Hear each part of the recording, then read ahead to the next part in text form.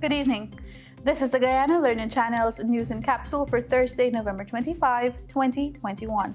In the news tonight, goal to ensure awardees stay on course, EPA FAO to determine why less fish being caught, and 614 million contract signed for new fire service headquarters.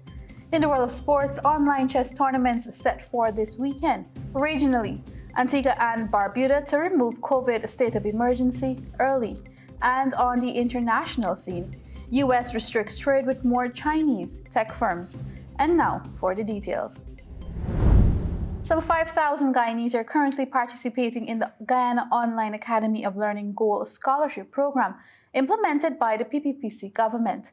The initiative is the brainchild of His Excellency Dr. Mohammed Irfan Ali and is executed through the Ministries of Public Service and Education. It is geared at equipping citizens with tools for self and economic development. Deputy Director Ronald Singh, in an interview on Wednesday, said that the organization is working to help scholarship awardees remain in the programs by sourcing and upgrading internet facilities across the country. In an effort to provide a range of programs targeting the country's developmental needs, the government has introduced 2 additional courses as well. Newly on board is the Sherlock Institute of Forensic Science, of which 200 students were awarded scholarships. The program was implemented to equip members of the police department with the skill to solve crimes. Additionally, the government has introduced training programs for technical work in the oil and gas industry, being offered through the 3T Enermec, a world-class workforce development company. Singh said the government will continue to deliver on its promise of providing free learning opportunities for some 5,000 to 6,000 citizens annually. This piece was extracted from the Department of Public Information. The Ministry of Agriculture has enlisted the help of the Environmental Protection Agency, EPA, and the United Nations Food and Agriculture Organization, FAO, to determine the reason behind the significant decline in fish being caught. This was revealed by Agriculture Minister Zulfikar Mustafa during a meeting with stakeholders within the fisheries sector on Wednesday. There, the fishermen raised concerns about the evident decline in catches and how it has affected their ability to provide for their families. In a direct response to their concerns, the Agriculture Minister acknowledged the decline and expressed full support for having an analysis done to determine the root cause. The Agriculture Minister noted that several factors can be the direct cause of the low catches and said that the government is prepared to work so that we can have a solution to the issue. Additionally, the minister disclosed that a collective effort is needed between the government and stakeholders in the fisheries sector to address the issue as well. The FAO, which focuses on issues relating to food around the world, has assisted governments with conducting similar analysis in other countries. This piece was extracted from the newsroom. The Ministry of Home Affairs on Wednesday awarded a contract of $614 million to Mohammed's Enterprise for the construction of a new head office for the Guyana Fire Service. The contract was signed between the ministry's permanent secretary, May Thomas, and Nazir Mohammed of Mohammed's Enterprise. The building will be erected on a site on Homestretch Avenue, Georgetown. The contract was awarded to Mohammed's Enterprise via public tender. Construction will commence no later than December 1, 2021, and is expected to last for some 14 months. Minister of Home Affairs Robeson Ben, who witnessed the signing ceremony, said the relocation of the Guyana Fire and Ambulance Service will help increase the emergency response time, as it will be away from the heavily congested Stabroek Market area. There will also be more space for holding the equipment and assets, he stated. Minister Ben noted that Georgetown is physically expanding to the east and south. The new facility will allow the fire service headquarters more space. The fire service will also have adequate space for training sessions with the new modern facilities that will be constructed. This piece was extracted from iNews.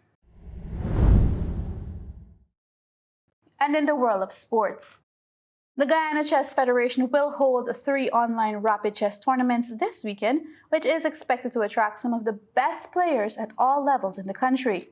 According to information from the Federation's company secretary, Mrs. Marcia Lee, a female event will be held on Saturday, while tournaments for juniors and seniors will be held on Sunday.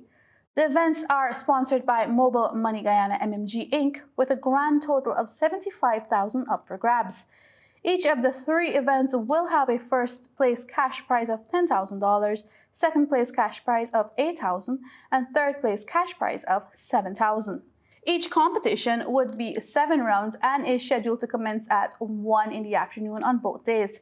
Mrs. Lee said that approximately 60 players are expected for the events. This piece was extracted from the Guyana Chronicle. And now for news in the region.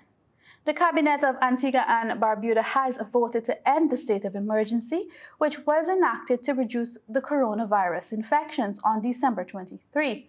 The SOE and nightly curfew were due to expire on December 27, and Information Minister Melford Nicholas said the decision to bring the date forward was done to ensure that the maximum amount of benefit of removing the curfew and the state of emergency could attend to persons who want to make the best of this year's Christmas celebrations.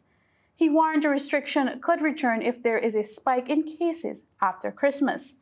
Antigua and Barbuda's parliament will meet next Thursday, where the government will table a motion to end the SOE. A note from yesterday's cabinet meeting said the government is monitoring the COVID-19 surge in Europe, where the majority of Antigua and Barbuda's holidaymakers live. This piece was extracted from Loop News.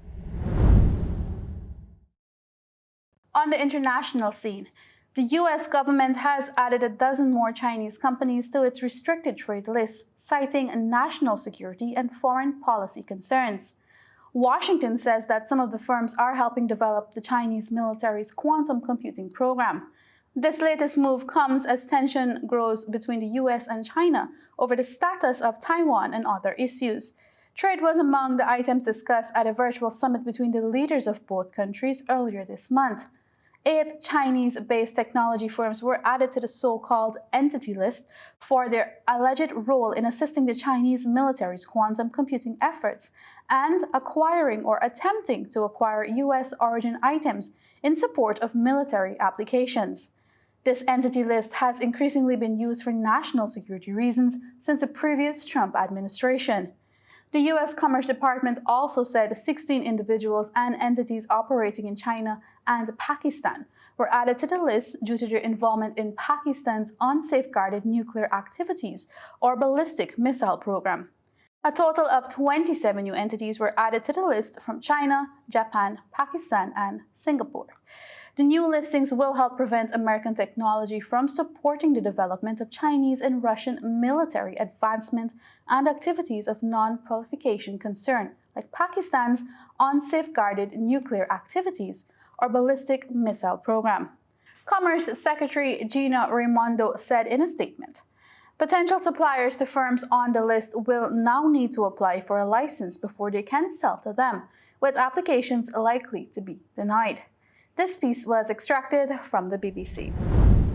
With that, we've reached the end of today's broadcast. Be sure to join us again for more educational news and updates right here on the Guyana Learning Channel. On behalf of the technical team, thank you for watching, and remember to stay safe, Guyana.